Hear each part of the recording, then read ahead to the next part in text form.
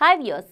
Rowdy star Vijay Deverakonda Kingdom July 31న ప్రపంచవ్యాప్తంగా విడుదలైన సంగతి మనకి తెలుసు. ఈ చిత్రాన్ని సితారా ఎంటర్టైన్మెంట్స్, ఫార్చ్యూన్ 4 సినిమాస్ పతాకాలపై సూర్యదేవర నాగవంశీ, సాయి సౌజన్య సంయుక్తంగా నిర్మించారు. సెన్సేషనల్ మ్యూజిక్ డైరెక్టర్ అనిరుద్ సంగీతం అందించగా భారీ అంచనాల మధ్య విడుదలైన ఈ చిత్రం పాజిటివ్ టాక్ తెచ్చుకుంది. చాన్నాళ్ల తర్వాత విజయ్ దేవరకొండకి హిట్ వచ్చిందంటూ ఆయన ఫ్యాన్స్ సంతోషం వ్యక్తం చేస్తున్నారు.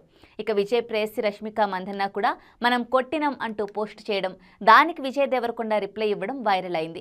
విజయ్ దేవరకొండ ఇటీవల కాలంలో వరుస పరాజయాలతో డీలా పడినా కింగ్డమ్ పై మంచి బజ్ అయితే క్రియేట్ అయింది.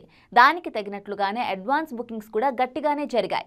బుకింగ్స్ మొదలైన కొద్ది గంటల్లోనే 1,00,000 టికెట్లు అమ్ముడుపోయినట్లు నిర్మాణ సంస్థ వెల్లడించింది. ఇక యూఎస్ లో ప్రీమియర్ షోలు వేయగా అక్కడా భారీగా టికెట్లు తెగాయి. దీంతో కింగ్డమ్ మూవీ తొలి రోజు ఎంత కలెక్ట్ చేస్తుంది అన్నది ఇప్పుడు ఆసక్తికరంగా మారింది.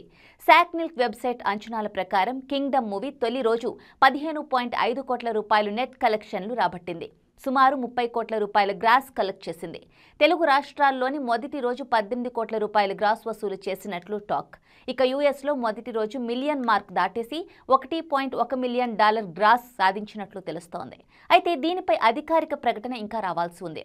ఇక విజయ్ గత సినిమాల్లో లైగర్ ఫస్ట్ డే 30 కోట్ల గ్రాస్, డియర్ కామ్రేడ్ 20 కోట్ల రూపాయల గ్రాస్, ఖుషీ చిత్రానికి 16 కోట్ల రూపాయల గ్రాస్ వచ్చింది. తాజాగా విడుదలైన కింగ్డమ్ విజయ్ చిత్రాల్లో హైయెస్ట్ గ్రాసెస్లో సెకండ్ ప్లేస్లో నిలిచింది. సినిమాకి మంచి టాక్ రావడంతో శని ఆదివారాల్లో కలెక్షన్లు మరింత పెరిగే అవకాశాలున్నాయని అంచనా వేస్తున్నారు. ఇక అదే నిజమైతే వీకెండ్ పూర్తయ్యే నాటికి 100 కోట్ల రూపాయల గ్రాస్ దాటేయడం ఖాయమని కూడా చెప్పొచ్చు. ఇక కింగ్డమ్ సక్సెస్ మీట్లో విజయ్ దేవరకొండపై నిర్మాత నాగవంశీ చేసిన కామెంట్స్ ఇప్పుడు వైరల్ అవుతున్నాయి. ఈ చిత్ర విజయోత్సవ సభని భీమవరం లేదా ఏలూరులో నిర్వహించాలనుకుంటున్నామని ఆయన చెప్పగా, మీడియా ప్రతినిధి ఒకరు పవన్ కళ్యాణ్ చీఫ్ గెస్ట్గా పిలుస్తారా అని అడిగారు. అయితే తమకు విజయ్ దేవరకొండే పవన్ కళ్యాణ్ అని అన్నారు నాగవంశీ. దీంతో పవన్ ఫ్యాన్స్ తీవ్రంగా హర్ట్ అయ్యారు.